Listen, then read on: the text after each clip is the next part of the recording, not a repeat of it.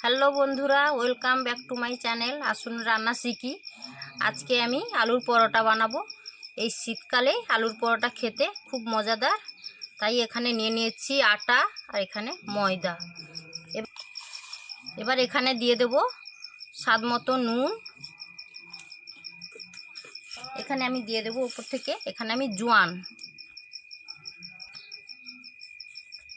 এখানে আমি দিয়ে দেব সাদা তেল।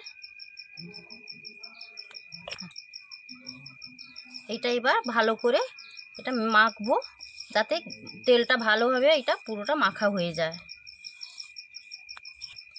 আপনারা চাইলে ঘি দিয়ে মাখতে পারো, আমি এটা সাদা তেল দিয়ে মাখছি। প্রথমে এটা আমি ভালো করে একদম মেখে নিচ্ছি। এইরকম ভালো করে পুরো গায়ে গায়ে একদম মাখা হয়ে যাবে। এটা এবার আমার ভালো করে তেলটা মাখা হয়ে গেছে। এর মধ্যে এবার দিয়ে দেবো জল। এটা জল দিয়ে এবার এটা ভালো করে এবার মাখবো।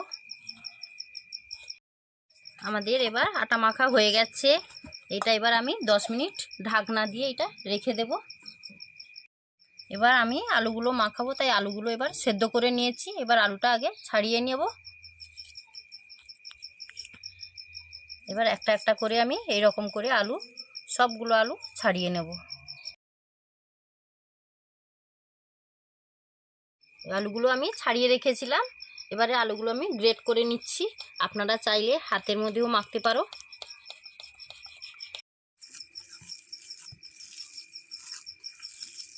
আলুগুলো আমি গ্রেট করে নিয়েছি। এর মধ্যে এবার দিয়ে দেব পেঁয়াজ কুচোনো, কাঁচা লঙ্কা কুচোনো, আদা কুচোনো। এখানে দিয়ে দেব ধনেপাতা কুচি। এখানে আমি জিরে, গোটা ধনে ভেজে গুঁড়ো করে নিয়েছি, এটা দিয়ে দিচ্ছি ওপর থেকে।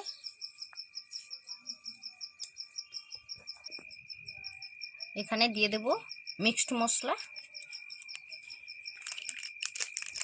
এখানে দিয়ে দেব কাশ্মীরি লাল লঙ্কার গুঁড়ো। এবার স্বাদ মতো নুন দিয়ে দেব। এবার এটা স্বাদের জন্য আমি চিনি অল্প দিয়ে দেব।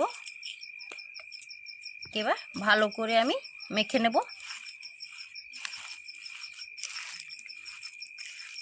এটার মধ্যে আমি সাদা তেল অল্প দিয়ে দিলাম। আপনারা চাইলে এর মধ্যে বাটারও দিতে পারো। এবার আমার এটা পুর তৈরি হয়ে গেল। এইভাবে আপনারা মাখিয়ে নেবেন। ময়দাগুলো মাখিয়ে রেখেছিলাম। এবার এইগুলো আমি গোল করে নেব এই রকম ভাবে। এটা আমি সাইডটা কিন্তু পাতলা করে নেব। এর মধ্যে এবার পুরটা দিয়ে দেব।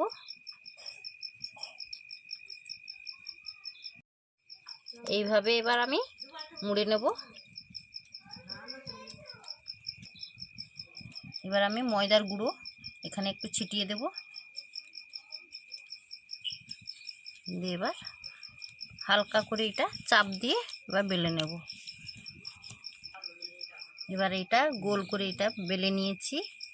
আলুর পুর ভরা রুটিটা বেলা হয়ে গেছে। এবারে দিয়ে দেবো তাওয়ার মধ্যে।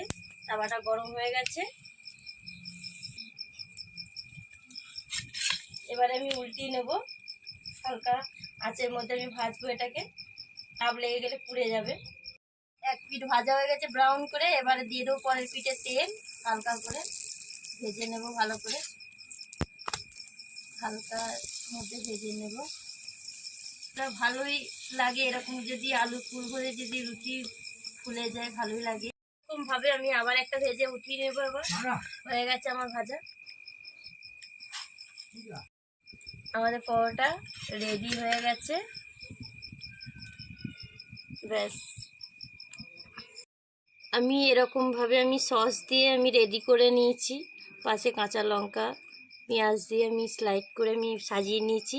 তো আপনারা পারলে ঘরে আপনার দইয়ের রায়তা বানিয়েও খেতে পারেন। আলু পরোটা দইয়ের রায়তা বানিয়ে খেলে খুবই ভালো লাগে। তো আমি আমার যেটা ছিল আমি সস দিয়ে আমি দিয়েছি। যদি আমাদের ভিডিওটা ভালো লেগে থাকে তো আপনারা লাইক, কমেন্ট, শেয়ার, সাবস্ক্রাইব করতে ভুলবেন না। প্লিজ প্লিজ আপনারা আমাদের পাশে থাকবেন। Tata, bye bye. আবার এসে যাব।